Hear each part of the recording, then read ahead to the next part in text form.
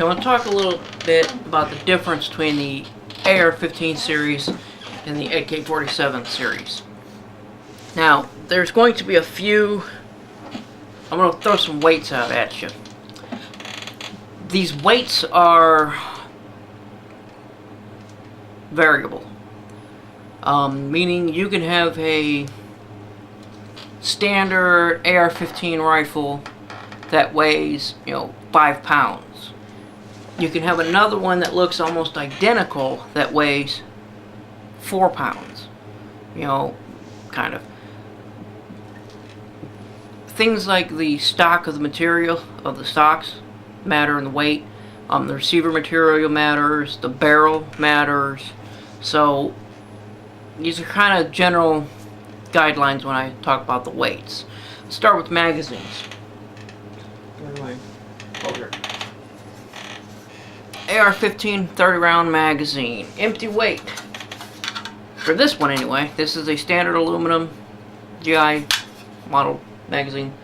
3.9 ounces.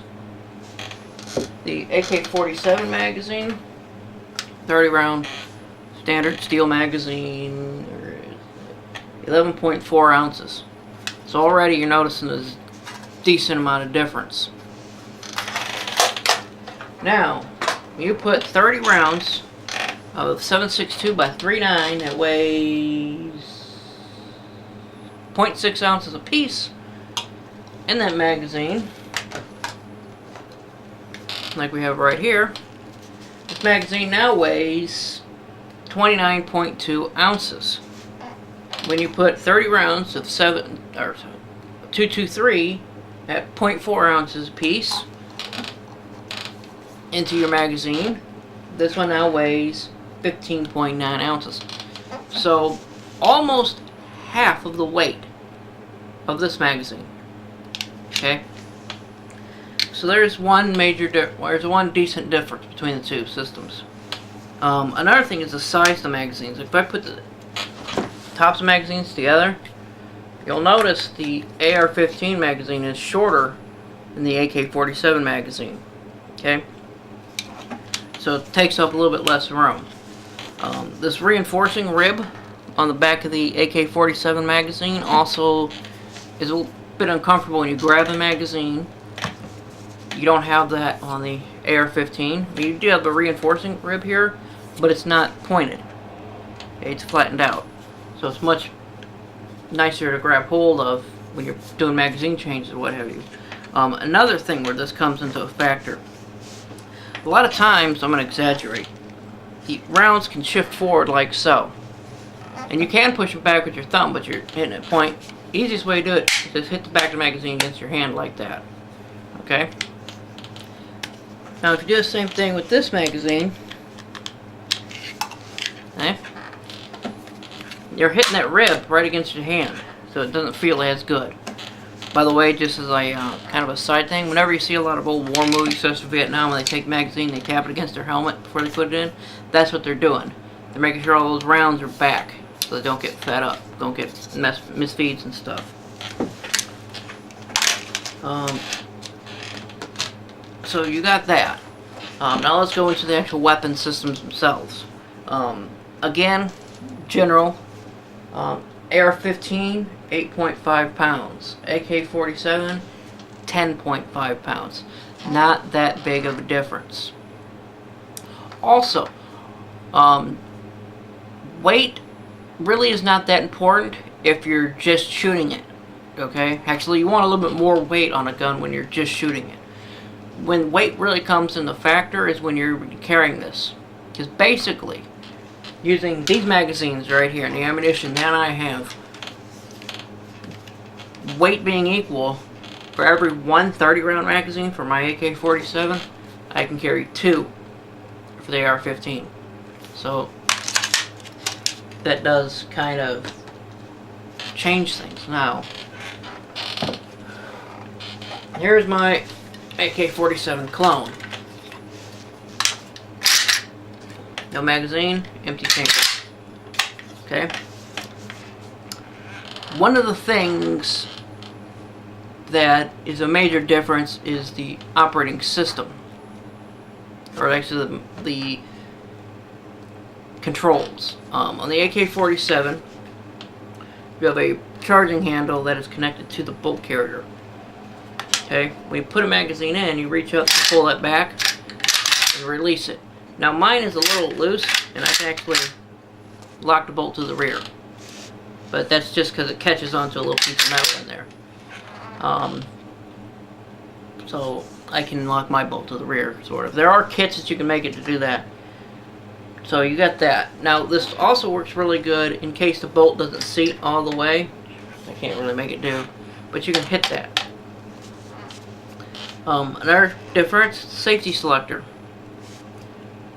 It's just a piece of stamped steel, down for fire, up for safe. When you got your finger, when you got your rifle ready to fire, or being held, my fingers are too short. There's probably some people that can reach up and hit it real quick and easy. I can't. Now to put it back on safe, it takes a little bit of force. So the easiest way to do it, just release, move up, or use your other hand. Now, magazine insertion and removal, oh my empty mag at, is another difference. If you can see that lip right here, you actually have to catch that on the magazine well and lock it into place. Bad part is it takes a little bit of skill to get that in there. This is not something you can teach real fast. It's something that you have to do a few times. Okay? The good part is that magazine is in there. It's not going anywhere. In fact, you can hit the magazine release. You have to give it a little shake to get it out. Okay? Which brings me to my next point, the magazine release. On the AK-47, the magazine release is this little tab right here. Push it forward to pull the magazine out. And again, you have to rock it forward to pull it out. Okay? There is no bolt hold open. Again, there are models and modifications that can make that happen. So when you load a new magazine, you have to charge it. You also have to take it off safe to charge the weapon and put it back on safe. Another difference, sights. Rear sight, right here, it's what's called a ladder sight. Meaning if you want to raise it, you push these two buttons and you push it forward. The range is on there, like that, is 900 meters. That's basically point of aim. Okay? Or close targets. Front sight is just a post. You can't really see it too good in there.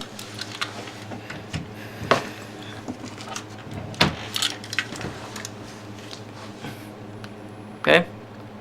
You can turn it around and raise it and lower it. Put a file in there if you want to. Other than some mechanical differences, there we go. Now let's go to the AR. Unfortunately, I don't have an AR-15 rifle. I do, however, have an AR-15 pistol. All the controls are the same. On this one,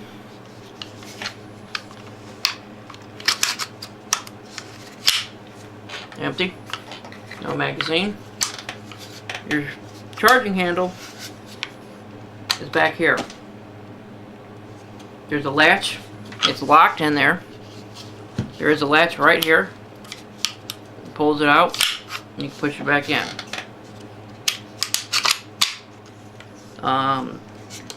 You can do it left-handed. You can do it right-handed. When you lock that up there, it does not move when the bolt moves. Okay? In the military, we're taught to put our nose on the charging handle like so, to use the sights. To keep your face stiff in the same spot. On some models, you do have a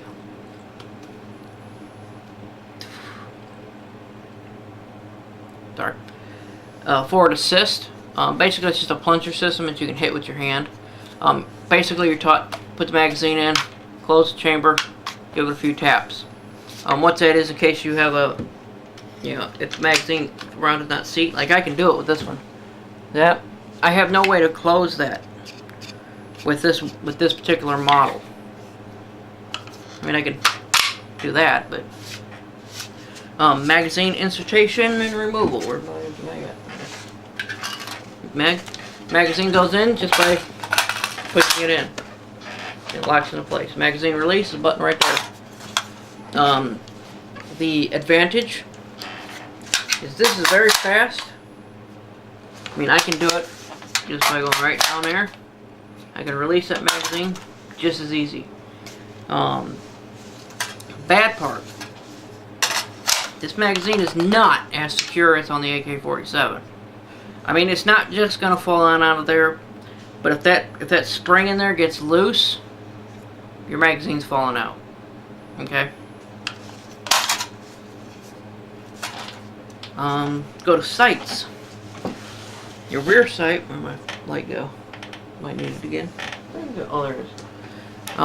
Your rear sight is what's called a peep sight. Basically, just a hole.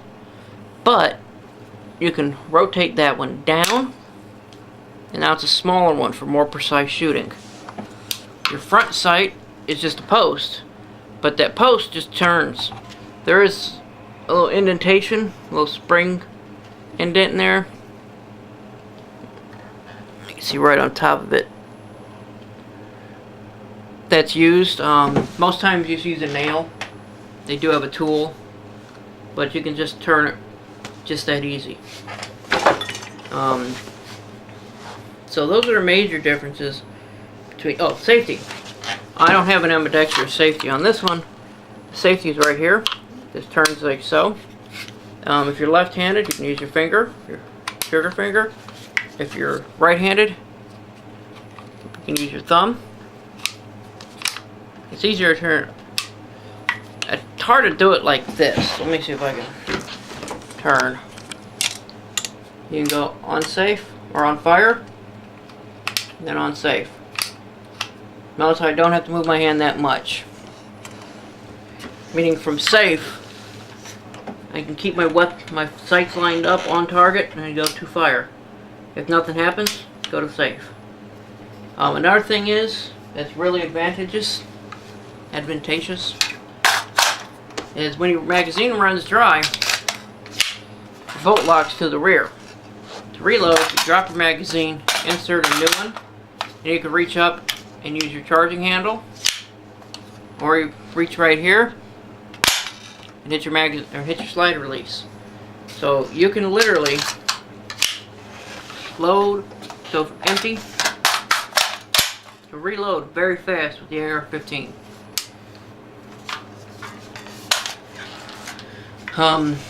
So those are your major differences between the AR-15 and the AK-47. My personal preference is mainly mission orientated. If I'm going to have to move a lot, another major difference, and it's not that big of a difference, but accuracy. Generally, AR-15 rifles are more accurate than AK-47s. But again, you're talking, very little difference in accuracy.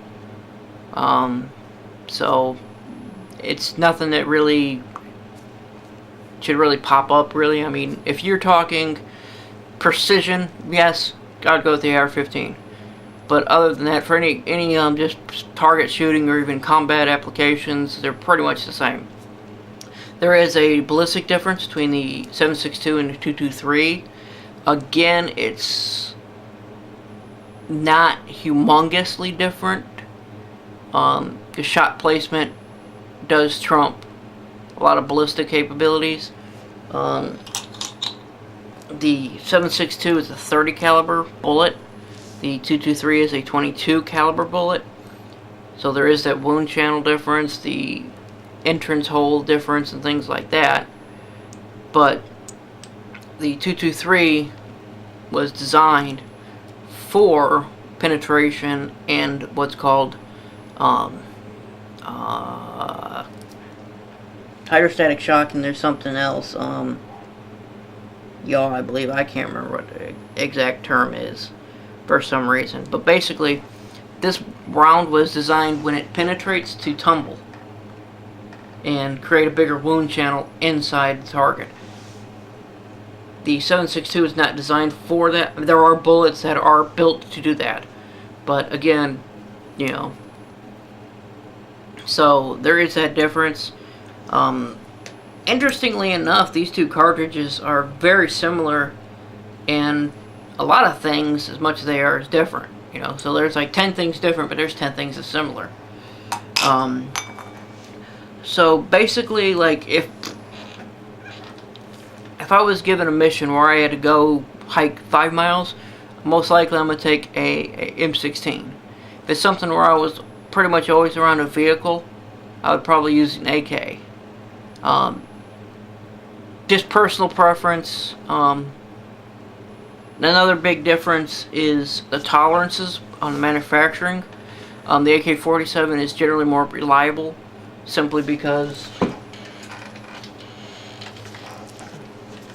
you can see this is all open. It's just open in here and stuff. And it's much more loose in there. I mean, you can hear that thing rattling. You know, you don't really hear it like that, but